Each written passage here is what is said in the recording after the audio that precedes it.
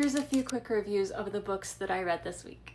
I started off with The Daughter of Dr. Moreau by Silvia Moreno-Garcia. This is the same author as Mexican Gothic. In this one, I would compare it to Doctor Who meets Tender is the Flesh. There's no cannibalism in this one, but there is the same level of ickiness. On this plantation in the Yucatan, Dr. Moreau creates hybrids of people and wildlife from the surrounding jungles in order to populate the worker class for his eccentric funder. The story follows his daughter and one of his employees. Overall, it was a shocking premise and it had a great sense of place. Then I read Off to the Races by Elsie Silver. This is the first book in her Gold Rush Ranch series. Vaughn Harding has just inherited Gold Rush Ranch, an elite racehorse outfit in Vancouver.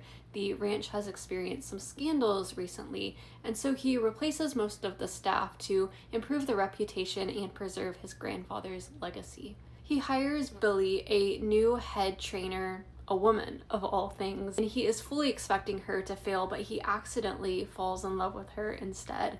It's not smooth sailing though. She has a mysterious past and an inability to hold her tongue in this world of horse racing that is political and full of fake niceties. Will their love make it to the finish line? This one is stinking adorable. I loved watching two very big personalities clash, and I am not as familiar with the horse racing world, so that was a really fun setting. It also kind of felt like a sports romance in that they're teaming up to try to win these competitions. I'm very excited to continue in this series. My third and final book for the week is One for My Enemy by Olivie Blake. In this Romeo and Juliet retelling, witches inhabit the underbelly of the tri-state area, and two notorious crime families are fighting for power over the trading of illicit magical goods.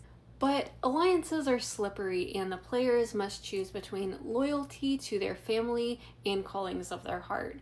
This one was a lot of fun. I always enjoy messy stories about twisted family loyalties. However, I sometimes had difficulty keeping track of who was doing what and where their loyalties lie at which points in the story.